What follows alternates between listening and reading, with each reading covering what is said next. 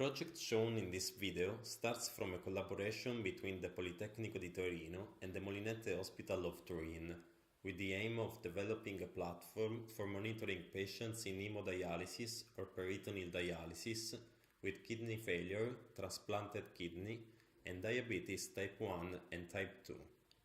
The work has regarded the implementation of a telemedicine network that would allow to reduce the number of hospitalizations and to offer a support to physicians in the analysis of the health status of patients and in the recognition of anomalies.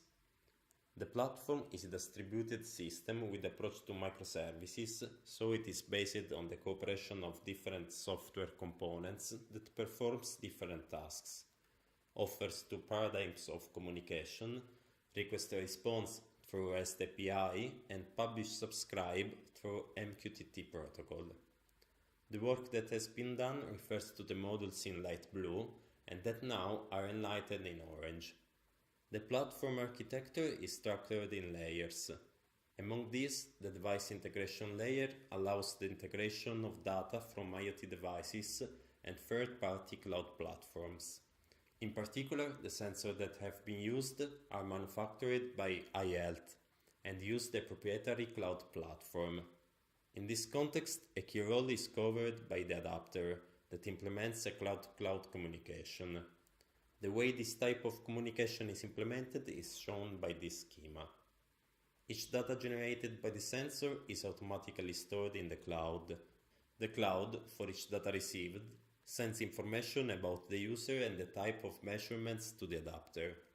Then these informations are sent to the next layer, which returns as a reply the date and the time of the last measurement stored in the platform relative to the same patient and same typology of measurement. With this information, it is possible to send a further request to the iHealth cloud, and the iHealth cloud returns as a reply all the measurements of that patient and typology subsequent to the date indicated. Finally, through MQTT protocol, these measurements are sent from the adapter to the next layer. The platform middleware is based on SiteWhere, that is a platform for IoT devices, free and open source, that can be used for different aims. In this context, it has been used to implement the telemedicine network. SiteWhere allows the use of different databases. For this project, MongoDB has been chosen, a NoSQL database suitable for big data. Among the various modules in the middleware, we have a message broker that gives the publish-subscribe approach through MQTT protocol, the communication engine that handles the communication between different devices and the components of the platform, the device manager that allows the registration of devices within the platform, the data storage that allows the storing of data and informations in the database, an assets manager that handles the various assets that are description of physicians, patients, devices, and the relationships among them, and finally a REST interface that exposes the API for the next layers of services and applications.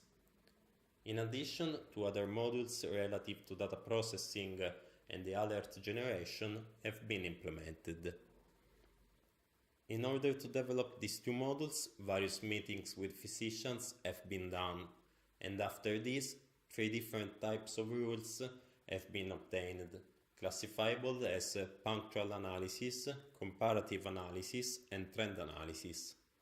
Concerning punctual analysis, these are substantially the comparison of the new generic measurement over a particular range of values. If the measurement is out of range, then an alert is generated.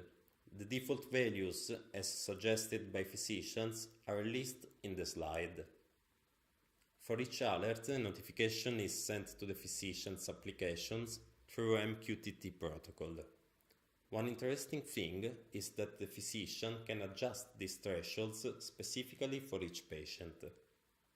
Concerning comparative analysis, these are the correlation between data generated from two different kinds of sensors. In particular, as suggested by physicians, An alert must be generated when a patient has hypoxemia associated with hypotension or hypoxemia associated with hypertension, according to the values reported in the tables. And for each alert, a notification is sent through MQTT protocol to the applications of physicians and also to the application of the interested patient. Concerning trend analysis, these are independent from the generation of new data and are executed every day for each patient and lead to the generation of alerts when the average weight in the last month differs by more than the 5% compared to the average weight in the penultimate month, or when the average glycemia in the last month is greater than 120 milligrams over deciliter. Also in this case, for each alert a notification is sent through MQTT protocol to the applications of physicians and also to the application of the interested patient. Concerning the services layer, 5 typologies of microservices have been implemented, each one exposing REST web services. Patient alert services and physician alert services serve for retrieving and handling alerts, where handling means the possibility to mark an alert as read or not read. An alert could be a notification or a message sent to patients from physicians. Physician threshold services, as already said, allow physician to adjust threshold values used for data processing. Data provisioning services simplify the operation to do in order to retrieve patient data. Patient registration services allow the registration with generation of a unique ID and the login. Then there is the application layer that collects all the applications that use the API exposed by the platform or that communicate with the platform through MQTT protocol with a publish-subscribe paradigm. An example is the Smart Health application, that is an Android application designed for patients, of which a screenshot is shown. This application uses both communication paradigms, request response through REST for a set of functionalities like, for example, the login, the registration, managing the account, retrieving and handling alerts, and publish-subscribe through MQTT protocol that makes the application able to receive instant notifications. In this slide it is possible to see more screenshots. On the left there is the screenshot before performing the login, in the middle the login, and in the right the screenshot after the login. This is instead a screenshot of an alert indicating hypoxemia associated with hypotension. Concerning the alert handling, let's see an example with this video. The physician selects a patient from the browser, writes a message, sends it, and the patient receives an Android notification. Touching the notification, the application is opened and it is possible to see the message. The physician could send another message that is shown in the application and the patient can mark it as read, tapping it. We mark also the other message as read, and now, opening the read alert section, we can see the messages. If we tap a message, we mark it as not read, and then it is visible again in the home page of the application. So this is a demonstration of how is the data communication through MQTT protocol. In this last slide, it is possible to see a screenshot of the registration where the patient has to fill the form, providing username, password, and other personal information. Concerning the results, 2 different ways have been followed. The first relative to the data communication performances, the second relative to the processing algorithms performances. Regarding data communication, considering a total of more than 460 requests initialized by the IoT cloud, 2.8% of them failed. However, a failed communication does not mean data loss, because data is retrieved during the next request initialized by the IoT cloud. Concerning all the other types of communication with the platform, these have been successful in 100% of cases. Regarding the processing algorithms, concerning trend analysis and specifically the weight, as already said, the rule suggested by physicians says that an alert must be generated when the average weight in the last month differs by more than the 5% compared to the average weight in the penultimate month. In the graph we can see in blue the weight trend with 63 measurements, one per day.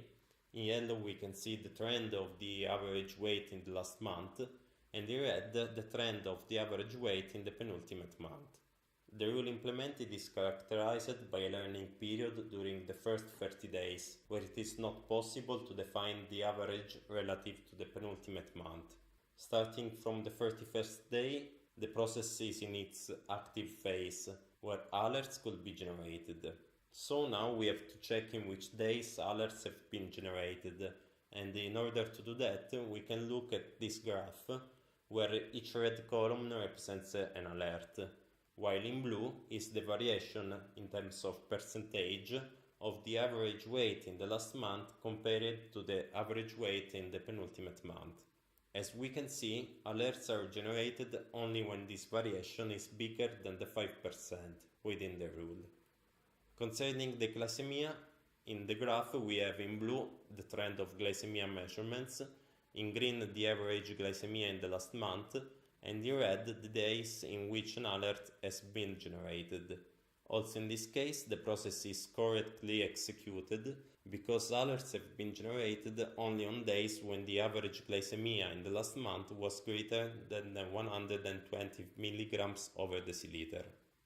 Regarding the comparative analysis, so the analysis suitable to identify situations with hypoxemia associated with hypotension or hypertension, starting from a set of 83 saturation measurements and 319 blood pressure measurements, 306 couples have been obtained, and it is possible to show them as points in a 3D space, like in this graph, where substantially we have a blood pressure plane, diastolic, systolic, and then a saturation axis.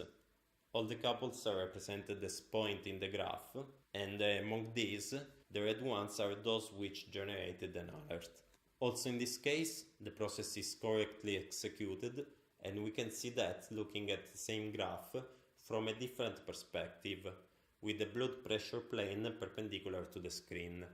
As we can see, all the alerts identify hypoxemia, and this satisfies, at least partly, the rule suggested by physicians. So let's consider only the points indicating hypoxemia, and let's see their projection over the blood pressure plane, like in this graph. The range enlightened in yellow contains all the normal values of systolic pressure. This other range in light blue contains all the normal values of diastolic pressure, and the intersection of these two ranges identifies the region indicated by the A letter, which must be a region without alerts. As we can see, there are no alerts within this region, while outside the region there are only alerts, and this demonstrates the correct execution of the process. Finally, a smart health platform has been implemented, which integrates IoT devices and that for sure can be improved, especially concerning the interoperability, extending the compatibility to other devices, or adding new rules for data processing.